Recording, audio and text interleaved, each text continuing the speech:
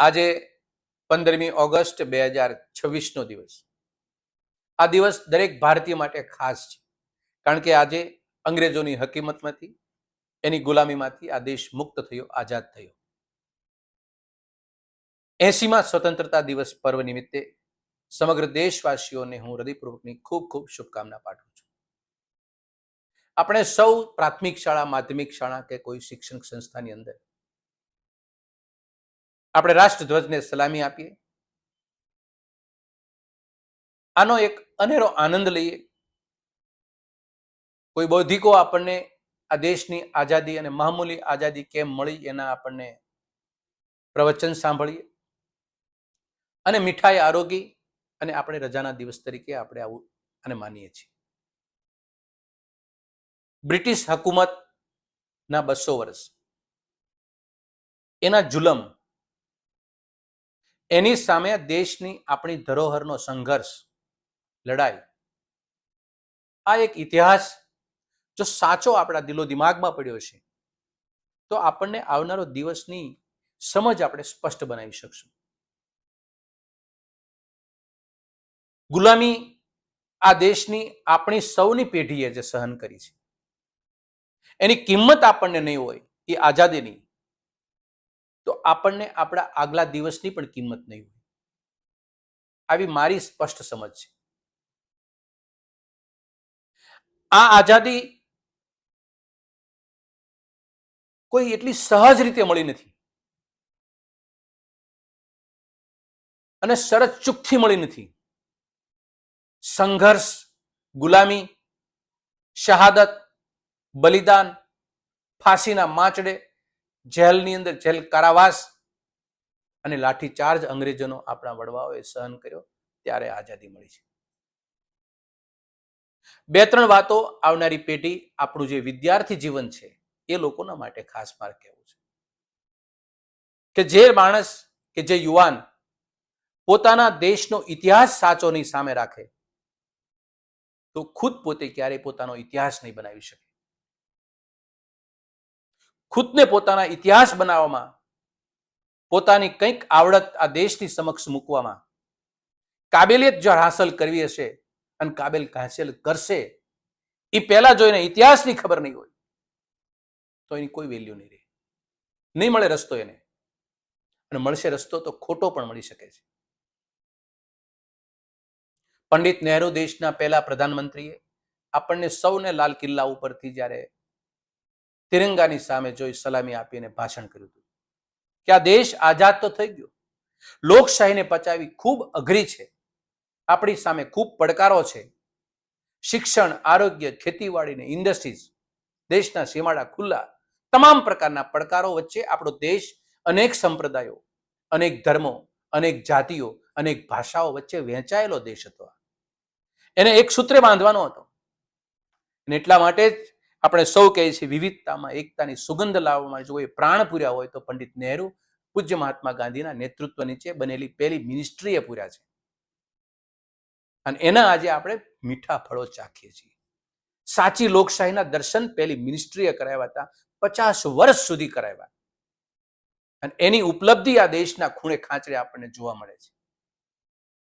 એટલા માટે પહેલી બાબત તો એ દરેક યુવાન એ યાદ રાખે કે મારા દેશને જેને આઝાદ કર્યો છે, એને કોને સંઘર્ષ કર્યો છે, એને હું એક સલામ કરું, કોઈ વખત યાદ કરું. આવી રીતે ફાંસીના માંચડે ચડ્યા હતા, આવી રીતે દંડા અંગ્રેજોના ખાધા હતા, આવી રીતે જેલ ભોગવી હતી. 10-10 વર્ષ સુધી પંડિત નહેરુએ કારાવાસ અંગ્રેજોનો સહન કર્યો. સરદાર પટેલે 5 વખત 6 વખત જેલ ભોગવી. ગાંધીજી ઉપર કમસે કમ દેશના અંદર રહેલા લોકોએ 8-8 વખત હુમલાઓ, જીવલેણ હુમલાઓ કર્યા. એક બાજુ દેશ અંગ્રેજો સામે લડતું હતું ને એક બાજુ એક અહીંયા દેશમાં ફાંસીવાદી વિચારધારા હતી, એની સામે પણ આ આઝાદીના લડવૈયા લડતા હતા. આ ઇતિહાસને પાના ઉપર પડેલી વાતોને તથ્ય અને સત્ય આધારિત આપણે સમજવી જોશે કે આપણો દુશ્મન દેશમાં કોણ હતો. અને આજે પણ સમજવું જોશે કે આજે પણ દેશના દુશ્મનો કોણ છે. આજે તો આઝાદ છીએ, આઝાદી પછી પણ દેશના દુશ્મનો એટલા પ્રભાવિત હતા, સત્તા ભૂખ્યા હતા એન કેન પ્રકારે સત્તા હાંસલ કરવા માટે તમામ પ્રકારના કારગતને કારસ્તાન કરતા હતા એવા લોકોને પણ દેશે ઓળખવા પડશે. આ તો આઝાદી મળી છે, સ્વતંત્રથી છે. વાણી સ્વતંત્રતા, સમાનતાનો અધિકાર, અભિવ્યક્તિનો અધિકાર, તમામ પ્રકારના અધિકારો આપણને ડોક્ટર બાબા સાહેબ આંબેડકરે અને એ વખતની પહેલી પ્રધાનમંત્રી મંડળની મિટિંગે જે સભા નક્કી થઈ, બંધારણ સભા, એમને આપણને આપ્યા હતા. આજે આપણે બોલી શકીએ છીએ, કોઈને આપણી ટીકા કરી શકીએ છીએ, આપણી કોઈ ટીકા કરી શકે છે, આ દેશનું બંધારણ કહે છે. એ અધિકાર આપણને મળ્યો છે, એ અધિકારને પણ આપણે સમજવો જોશે. એ અધિકારનો કોઈ ગેરઉપયોગ ન કરે, એ અધિકારનો અધિકાર તરીકે ઉપયોગ કરી શકીએ, એ સભાનતા પણ આપણે રાખવી પડશે. આપણી આવનારી પેઢી માટે આ બધા મહત્વના મુદ્દાઓ છે. સાથે સાથે છેલ્લે એટલી વાત મૂકું કે આપણે જે મહાપુરુષોએ, જે વંદનીય મહાપુરુષોએ કારાવાસ, શહાદત, ફાંસીના માંચડે ચડ્યા છે, એને નતમસ્તક સલામ કરીએ, સલામ કરતા રહીએ, યાદ કરતા રહીએ. એના આદર્શો, એના વિચારો દેશ માટે સમર્પિત હતા. એ જ સમર્પિત ભાવના સાથે એના વિચારોને મૂર્તિમંત કરવા માટે આપણે પણ આપણું યોગદાન આ રાષ્ટ્ર માટે આપતા રહીએ. આપણે રખે નહીં એવી ભૂલ ના કરીએ કે આપણે આઝાદીનું, આ મહાનાયકોનું સ્મરણ કરતા બંધ થઈ અને કોઈ બીજા સ્મરણમાં લાગી જઈએ, જેને કોઈ યોગદાન આપ્યું નથી આ દેશમાં.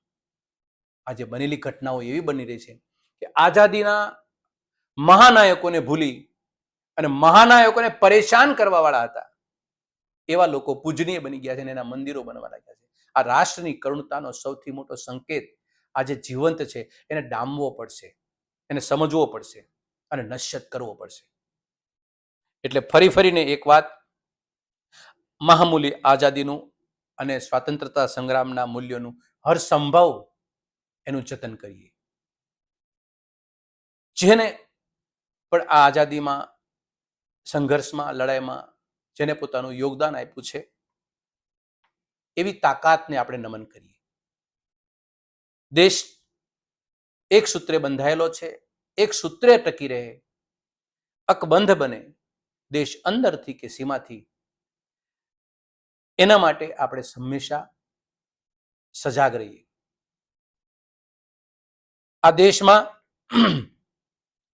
અને જે આપણી સૌની આન બાન ને શાન છે, જે તિરંગો છે, એનું હંમેશા સન્માન કરીએ.